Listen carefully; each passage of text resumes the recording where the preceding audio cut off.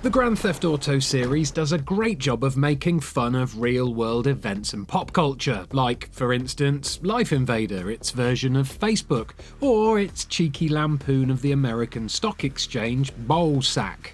But certainly not Lindsay Lohan. It's definitely never done a parody of Lindsay Lohan.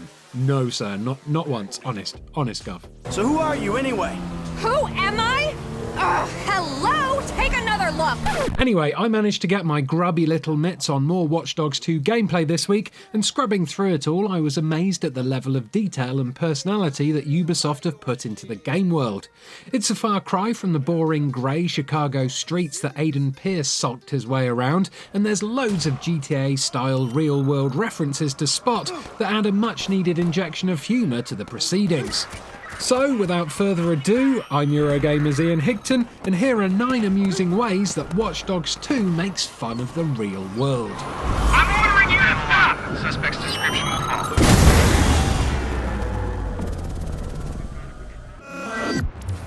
Alright, let's start off with something topical first. This here billboard features a politician called Thruss. Thruss's motto is, "Let's make the Bay Area stronger." Does that sound like anyone in the public eye right now to you? Perhaps maybe someone with tiny little hands and a severe dislike of minorities?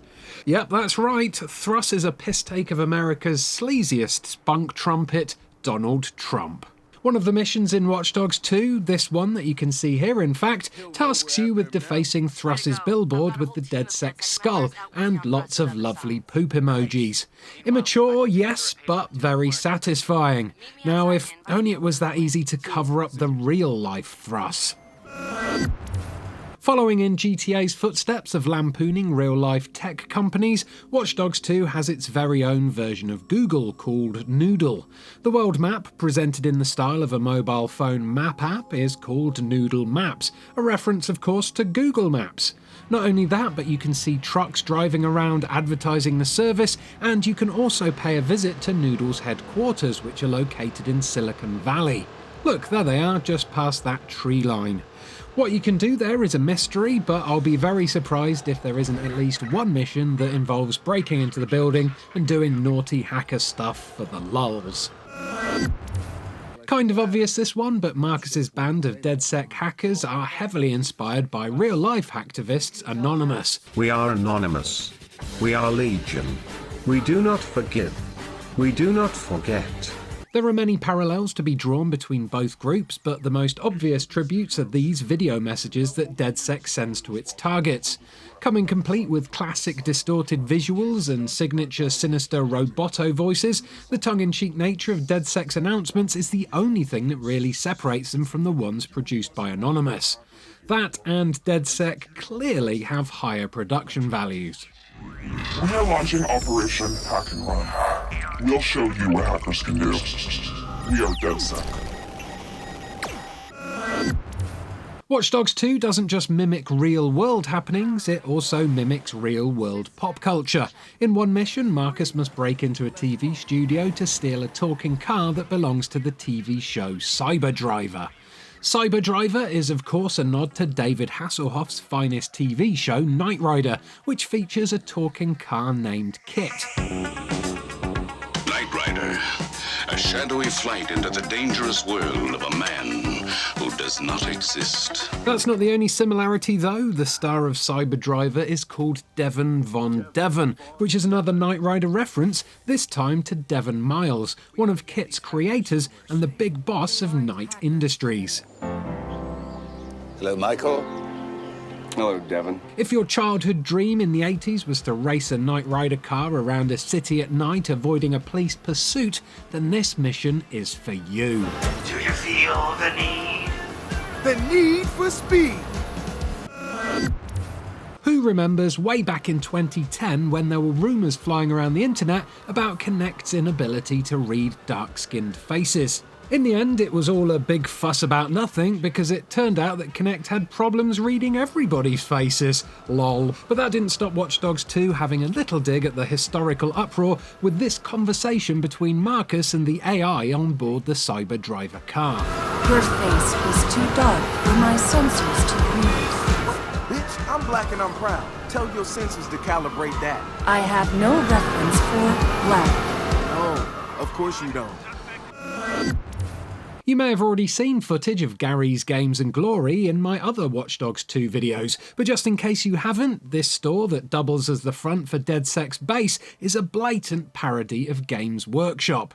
The interior of the store comes complete with board games, miniatures, and a whole host of lovable nerds for you to chat with. Yo, you interested in taking a turn? We need one more person to play. Or you could just punch them in the throat like I did. Am I evil? Huh. I think I might be. This poisonous little shit is Martin Shkreli. He's famous for 3 things. 1, having the world's most punchable face. 2, raising the cost of life-saving drugs just because he could. And 3, being the sole owner of the Wu-Tang Clan album Once Upon a Time in Shaolin, which he won in an auction for $2 million. One of the side missions in Watch Dogs, which you can start by hacking the phone of an NPC, features a carbon copy of Shkreli, a big pharma CEO named Gene Carcani. This virtual shit sandwich has not only increased the price of a life-saving leukemia medicine, but he's also trying to buy the only copy of fictional rapper Bobo Dakes' new album. Just rubbing his money in our faces, bruh. Cue a side mission where you have to steal a sample of Bobo's new music and then hack into Carcani's apartment and trick him into donating $2 million to a leukemia research fund. You are dead. You are dead. You know that? You are so dead. Dead. Dead. You fuck. You fuck. But does Shkreli's behaviour in the real world really warrant such a blatantly brutal mocking in Watch Dogs 2? I'll let Wrench answer that question for you. This ass-face deserves it. And finally, what's a Ubisoft game without a little self-referential Easter egg? This selfie on Marcus's phone's newsfeed shows a member of DeadSec posing outside the offices of Ubisoft San Francisco. I had a little look on Google Images at the real Ubisoft San Francisco, and while it is a red brick building, the architecture looks completely different. Whether players can actually find and enter this building for themselves is as yet unknown, but considering one of the safe houses in the Division was an old Ubisoft office, it's a good guess that you'll be able to head inside and have a little poke around. Who knows, perhaps we'll find some clues to the next Assassin's Creed game in there. Right, well, that's enough real-world parodies for one video.